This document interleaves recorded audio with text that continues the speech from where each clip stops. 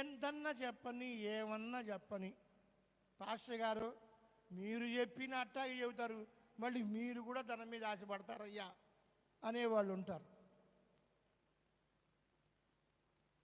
నేను ఒకటి మాత్రం ఖచ్చితంగా చెప్పగలను, ధైర్యంగా చెప్పగలను.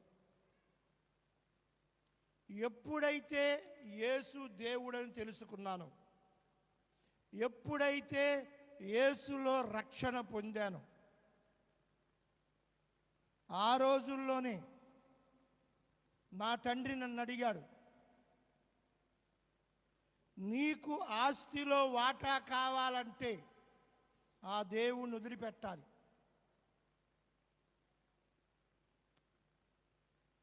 ఆ దేవుని విడిచిపెట్టను అంటే ఈ ఆస్తిని వదులుకోవాలి, ఆలోచించుకోమన్నాడు. ఇప్పుడు కాదు, ఇది 30 సంవత్సరాల పైన, నా వయసు 23 సంవత్సరాల వయసులో, 23 సంవత్సరాల వయసులో నా ముందు ఈ ప్రశ్న వచ్చింది. ఆస్తి కావాలి అంటే యేసుని వదిలేయాలి, యేసు కావాలి అంటే నువ్వు ఆస్తిని వదిలేసుకోవాలి, నువ్వే నిర్ణయించుకో. పోనీ ఆస్తి 5,000 10,000 అయితే ఏముందిలే, సంపాదించుకోవచ్చు. స్థలాలు, పొలాలు, ధనము అన్నీ కొన్ని లక్షల రూపాయలు అవ్వచ్చు. అది మరి అలాంటి దాన్ని నువ్వు కోరుకుంటావా, లేదు అంటరాని దేవుడైన యేసుని కలిగి ఉంటావా? ఏం చెప్పాలి దీనికి సమాధానం? నా ఆస్తి నాకు ఇవ్వాల్సిందే, నేను నా దేవుళ్ళో ఉంటాను, నాకు దేవుడు కావాలి, నాకు ఆస్తి కూడా కావాలి అంటే బైబిల్ ఒప్పుకోదు. బైబిల్ ఒప్పుకోదు. దేవుడే చెప్పాడు, నువ్వు దేవుణ్ణి సిరిని రెండిటిని సేవించలేవు, ప్రేమించలేవు, దేన్నో ఒకదాన్ని వదులుకోవాలి. అందుకే ధనమా దైవమా నీకు కావాల్సింది.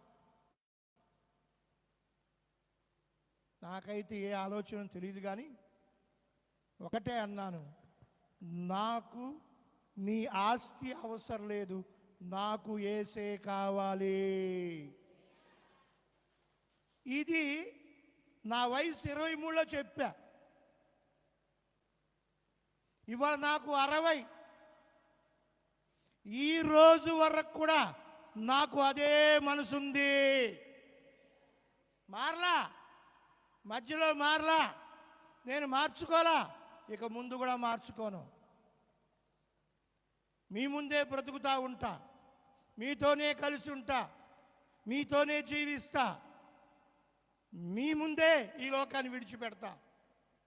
ఎప్పుడైనా ఏ రోజైనా సరే ధనం కోసం, డబ్బు కోసం ప్రాకులాడాడు, ప్రయాసపడ్డాడు, అడుక్కున్నాడు, అప్పు చేశాడు అనే ఒక్క మాట మీరు కనుగొంటే నాకు చెప్పండి.